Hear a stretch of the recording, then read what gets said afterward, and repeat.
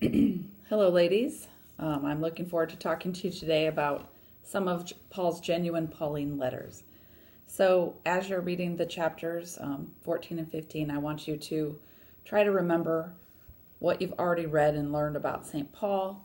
And two things in particular that I think really impact his letters are, first of all, that Paul himself was not one of the original 12 apostles. And yet, Paul is second only to Jesus in having the most influence on Christianity. And so, what Paul is trying to argue and defend to all the people he's writing to is that he should be considered an apostle. Even though he wasn't one of the 12, Jesus kind of sought him out and converted his heart, and he is a loyal, faithful believer, and he has done a lot for Christianity. So, what happens a lot or what would have happened a lot at that time would have been, as I've said before, Paul would go to a town, he would practice his trade, whatever jobs or work he could find, he would go to the synagogue first and then start converting Gentile people when the Jewish people rejected him. And after he set up these churches, after he felt confident that there was a leader and he could leave and go start a new church, he would write letters to these communities. And what we know from these letters is that after he left, new leaders or new traveling missionary people would come to town, and they would say things that are different than what St. Paul was telling them. And so as a result, he's constantly having to defend the things that he's saying as far as what it means to be a Christian and his kind of interpretation of that. A second thing that I think is important for you to remember or to know is that Paul really believes strongly that the second coming of Jesus was going to happen any day, that it was going to be imminent or immediate. And this word that we use, parousia, referring to the second coming of Jesus, is something that, again, he strongly believed that would happen right away. And so there's a lot of urgency to his letters, and some of the things he says, I don't think he would have said had he known it was going to be a delayed parousia or it might happen, centuries later. One of those, for example, is that he seems kind of against marriage, and he definitely might not have been, but to him, what he's saying is if you're already married, stay married, but if you're not married, don't get married. And again, that wouldn't make sense to him because he believed the second coming was going to be any day. And so basically, people should stay in whatever their status is as far as marriage goes, stay in that state because everything's going to change soon. So there's no point in entering into any of those kind of unions. So again, his idea of the second coming happening immediately really impacts the message that he's giving to all these communities. With those things being said, I do want to touch on the different letters that you're going to read about this week, and you'll read about more of them next week, okay? So first of all, 1 Thessalonians we think was written about 50 AD, and this is the first, at least, copy of a letter that we have. There were probably letters that predate 1 Thessalonians, but again, we don't really have any archaeological evidence of that. And so this makes 1 Thessalonians the oldest piece of writing in the New Testament. All of the letters written by Paul were written before any of the Gospels, before Acts of the Apostles or the book of Revelation. So 1 Thessalonians would be the oldest letter. And of course, people at the time were very concerned because there were faithful people who believed that Jesus was going to come again and that they would get to go to heaven. But as they were waiting for this, some of those people died. And so people were really concerned about their loved ones who were faithful, but had died, and wondered, would that mean that they wouldn't get to go up to heaven with Jesus when he came back and got everyone and took them up there?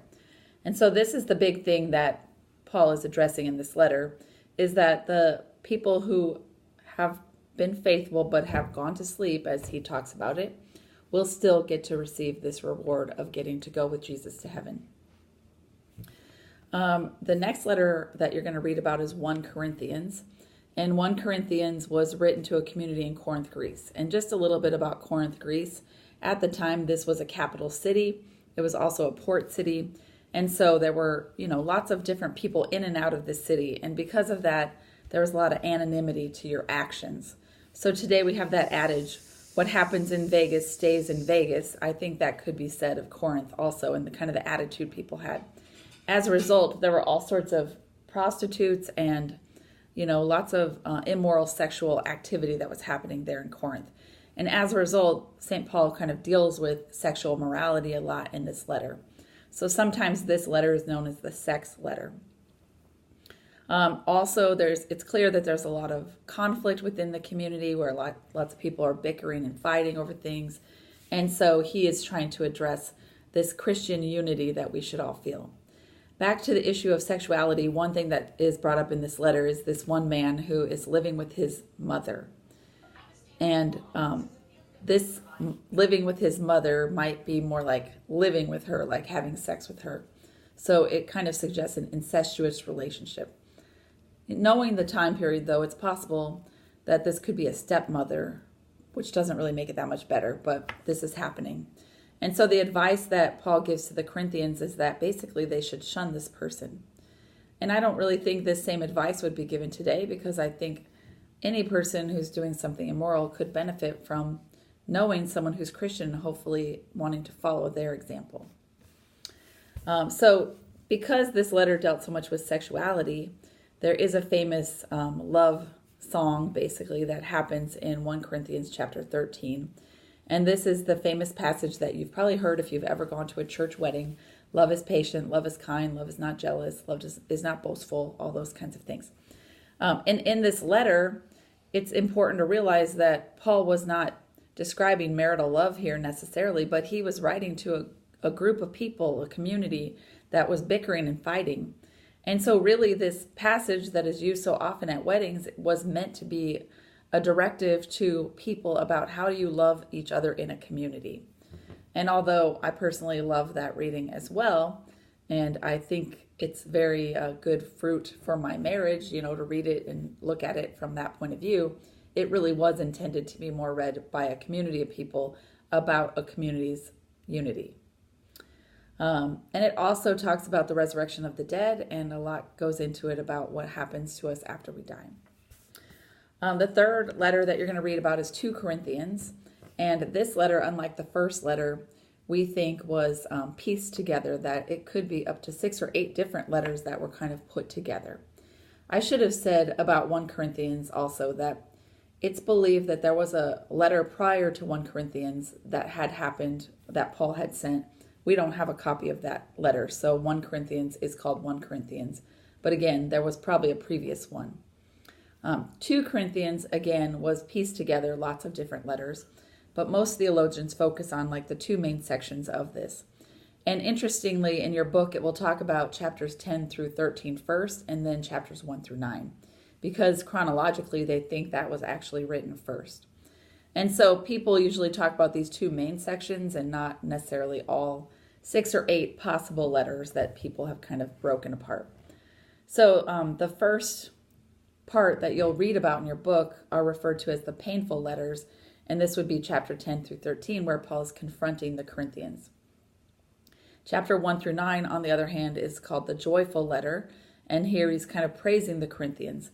And so it makes sense that they put that first when they piece these together, to start off positively affirming the people before you talk about where they need to grow and change.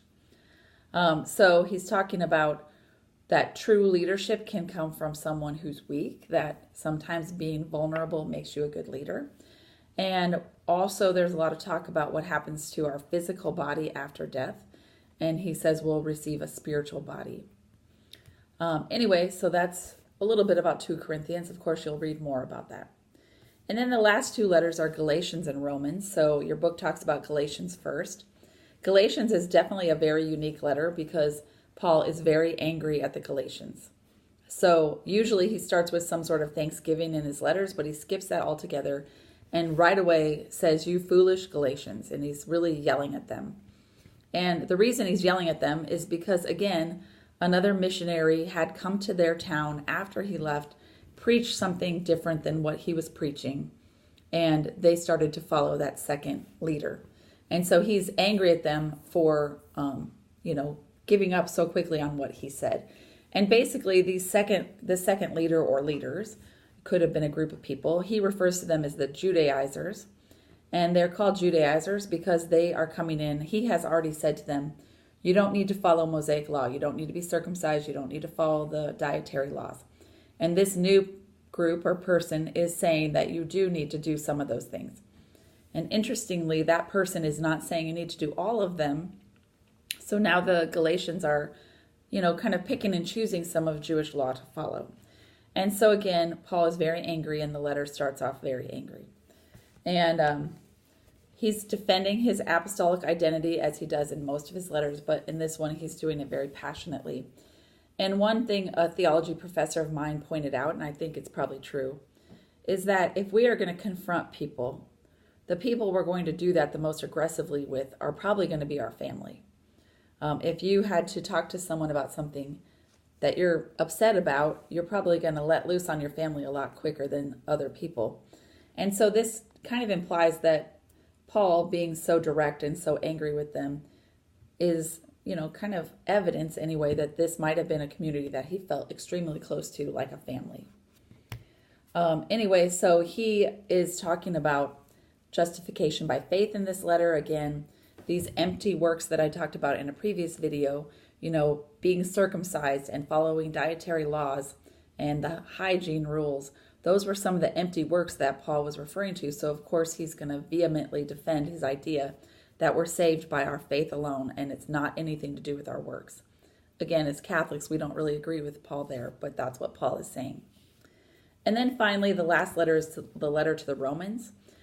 And some people consider this Paul's greatest letter, and it's definitely his longest letter, and it's very thorough. And the reason for that is that this letter is written to a community of people that Paul has never met. All of the other letters he wrote are to established churches that he established. In this case, he's going to make a trip to Rome, and he sends this letter ahead of his trip, and he wants them to understand his theology before he gets there. One of those reasons might be my theory, that Rome was kind of the hotbed of Christian persecution, so Paul probably felt like he needed to get in and out of that city pretty quickly.